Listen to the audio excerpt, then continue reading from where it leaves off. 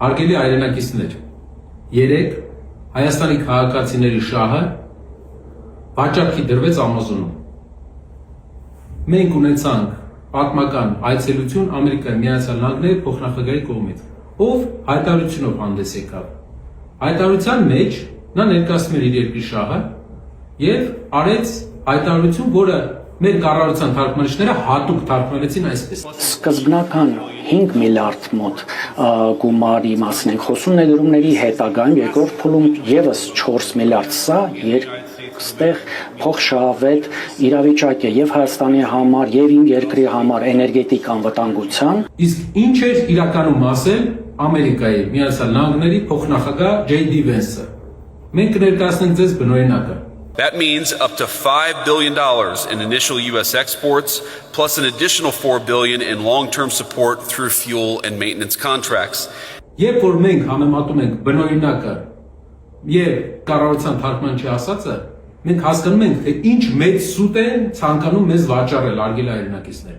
Այս կառավարությունը ցանկանում է մեզ ասել, որ Ամերիկայի Միացյալ Նահանգներից գնելով 9 միլիարդ դոլարի սարքավորումներ եւ տալով 9 միլիարդ դոլարի գործարք Ամերիկայի Միացյալ Նահանգներին, նա ներկայացրել դա որպես ներդրում, բայց նա մոռացել է ասել հատուկ սխալ է թարգմանել, որպեսզի մենք չհասկանանք, որ դա պետական պարտքով ատոմային մոդուլյար կայանի մասին է, որի համար վճարելու է ներդրում է անելու ոչ թե Ամերիկայի Միացյալ Նահանգների գործարարը, այլ ես, դուք եւ բոլորս Հայաստանի քաղաքացիները։ Դա պետական պարտքի 9 միլիարդ դոլար ավելացում է։ Դա ատոմային էներգետիկ սակադեմի կրկնապատկում է։ Իսկ գիտեք քանի մոդուլային կայան է սարքել Ամերիկայի Միացյալ Նահանգները մինչև այսօր ավարտել։ 0։ Փորձարկվում է նոր մոդուլային կայանը ատոմային էներգետիկայի մեջ Հայաստանի Հանրապետությունում։ Իսկ ինչ այլընտրանք ունեինք մենք։ Չինաստանի Հանրապետությունը ժողովրդական մեզ առաջարկել էր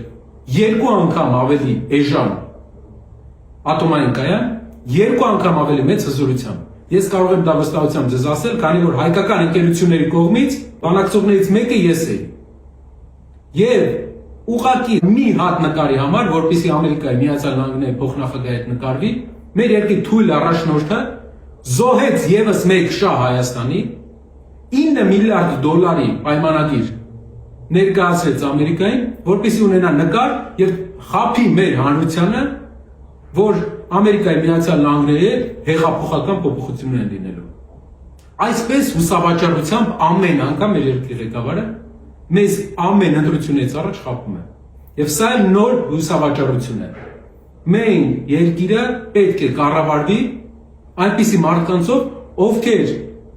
պետական շահը չեն համարի իրենց ներքին քաղաքական շահը, իշխանության մնալու շահը չեն համարի պետական շահ։ Եվ դա է լինելու մեր երկրի ուժեղ ապագան։